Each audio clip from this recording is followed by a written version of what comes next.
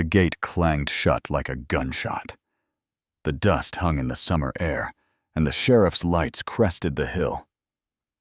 Without the siren, just those blue and red flashes that make your stomach drop. Karen was already screeching about lawsuits, while her 2 kids stood on my side of the fence with melting popsicles and bike helmets crooked on their heads. And I had one hand on the lock boots planted on my own non-HOA driveway, realizing this wasn't a surprise ambush, so much as the moment the last few months had been heading toward. The sheriff rolled down his window, looked at me, looked at the big private property sign, and gave the kind of chuckle a man gives when he already knows how a story ends. I kept my voice even, told him the kids were fine, said I'd open the gate once their mother stepped back and stopped yelling. And he nodded like that was the only sensible thing anyone had said all morning. Here's the part people miss when they see a 30-second clip online and think they've got the whole truth. This wasn't random. It wasn't me being heartless to 2 kids. It was the climax of a slow squeeze that started with drones over my yard and notes about community standards, and ended with this strange little play at my fence line. Karen had decided my place, just outside their HOA borders, should be a shared amenity, like my grass belonged to her calendar, my barn to her ideas, my goat pen to her kids' field trip. And every time I said no, she tried another angle, another letter, another witness she could spin. I tried to be neighborly. I did. But neighborly isn't the same as surrender. And after one too many spontaneous playdates, where she ushered her kids into my yard and pretended she was doing me a favor, I welded a heavy steel gate with an automatic lock and thought, fine, this line is bright enough for anyone to see. The day it clicked shut on its own schedule and trapped her kids inside, while she posed on the road with her phone raised like a trophy. I felt that mix of heat and steadiness you get when the game isn't a game anymore. She shouted that I was holding them hostage, and the sheriff, who'd been here enough times to know the script, walked up, read my deed, and told her what I'd been saying from the start. No jurisdiction, private property, step back, and the kids can leave. I opened the gate once she did. They ran to her, embarrassed and fine, and the sheriff leaned in his cruiser to tell me, half joking, to add cameras to the gate, because something tells me this isn't over. He wasn't wrong. The letters kept coming, stamped with the HOA seal, like a church bulletin, talking about community alignment and shared amenities, and claiming my yard presented a safety risk, if not integrated. Which is a real fancy way of saying, give us your land, or we'll make noise. Then came the clipboard guy, who called himself an inspector. No county ID taking pictures of my porch, like he'd discovered a crime scene, and when I told him to leave, he muttered the classic parting shot. This isn't over, which is what people say when they know they just lost round 1. So I did what decent folks hate doing until they have to. I got organized. Cameras on the gate, the drive, the back fence, all feeding to a cloud I paid extra for. Certified letters in reply to their certified letters, stamped copies of my deed, and the zoning map attached CCD to the sheriff and the county attorney, plain as daylight. A retired lawyer neighbor stepped forward. Then another neighbor slid HOA meeting minutes under my gate with Karen's notes in the margins about acquiring my property for a community playground. And that little folder felt heavier than it should have, like proof always does. One night at the diner, my friend from the clerk's office spread county maps on the Formica and pointed at a sliver of land nobody talks about, an old easement where the HOA's main road cuts over a strip that belongs to me.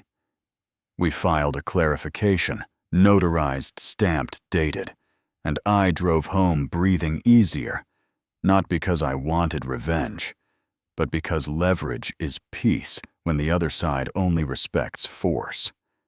Karen, though she feeds on spectacle. She started a daily parade to my gate kids tapping a ball against the bars, while she filmed hoping I'd snap. I didn't. She printed flyers calling me dangerous, blasted a battery mic on a Saturday morning, and the younger deputy wrote her a citation for disturbing the peace while neighbors shook their heads and the goats chewed cud like this was just thunder in July. You know what I mean? The twist came when she tried the same stunt again. Kids through the opening at 8:59 thinking she'd billed customary use by repetition, and the gate snapped shut at 9, like a steel jaw. Because I had said it that way after the first incident. This time, I was already filming, narrating the moment for the record, and when the sergeant with mirrored sunglasses arrived, he flipped through my folder, letters, timestamps, easement clarification stills from the drone. Karen swore was a toy, and then peered over the gate to where the kids were sitting under the shade tree, petting my dog and sipping water from the hose. He asked if she had any legal right to be there. She said, community integration. He handed her a formal trespass warning and told me to back up the footage. That night, a neighbor sent me her own video from across the street. You can see Karen steering the kids through the gap just before the lock engages. And I labeled the files Incident 4, like I was a clerk in my own little courthouse. The county inspector came next, called by her about fire code and emergency access. And there he was, professional polite, reading my deed, and the stamped clearance letter explaining on camera that my gate was legal, my setback precise, my property not under HOA control. The sheriff actually laughed when she called the goats feral, and I swear to you, that laugh did more to puncture her balloon than any speech I could have given.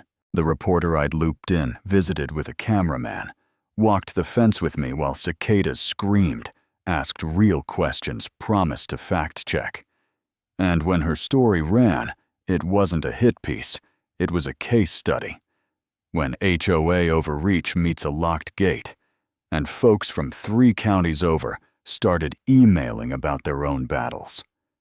Karen filed an emergency injunction after that, a thick packet dressed up to look like a criminal complaint. Until you read the part where they admit they have no jurisdiction, no easement, just customary use, which is legal for. We kept trying to take it. My friend laughed and said the judge would swat it away. But we still prepared. Scanned every document clipped. Every video still highlighted the inspector's letter. In court, the judge listened to her lawyer for about 2 minutes before asking very plain, "What authority does your HOA have over a non-HOA parcel?" There was a lot of paper shuffling, a little throat clearing, and then the only honest answer, none. I handed up my deed and the notarized clarification, and 5 minutes later, the judge dismissed the motion with prejudice, warned them about abusing the process, and that was that. Yeah, that happened. After that, the sheriff called to say they were moving forward on a restraining order, based on the pattern, asked if I'd testify, and I did under oath, with the kind of calm you earn the hard way. The order got served right in front of the clubhouse roses, 50 feet no contact except through counsel, and the street got quiet in a way I hadn't heard since spring. The HOA board, suddenly allergic to cameras, started distancing themselves, and someone slid internal emails under my gate showing they were preparing to remove her. The last scene felt almost small after all the sirens and shouting. I was hosting a thank you barbecue for the neighbors who had stood by me. Paper plates, kids laughing behind the inner fence, the dog begging like a pro. When Karen's SUV rolled up slow. She stepped out pale but upright, holding a white envelope like a flag. She didn't cross the line on the restraining order, didn't raise her voice, just left the envelope on the post and said she had a final statement. Inside was her resignation as HOA president, a written acknowledgement that my property was private, and a stack of photos she'd weaponized online returned like dull knives. For the first time, her eyes didn't have that heat. Just exhaustion, maybe a little relief. The neighbors exhaled. The retired lawyer said, "Well, I'll be damned."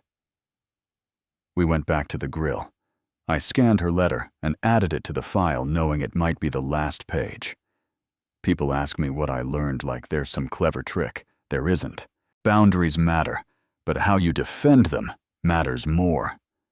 I didn't win because I shouted louder. I won because I welded. The gate kept my temper, kept my receipts, and let the law do its job. While a small town quietly chose fairness over noise. Maybe you think I should have thrown the gate open and let the kids play because be a good neighbor. Maybe you think I should have sued her into dust. Maybe you've got your own HOA story that makes mine look like a picnic. I'm listening. Tell me where you're watching from.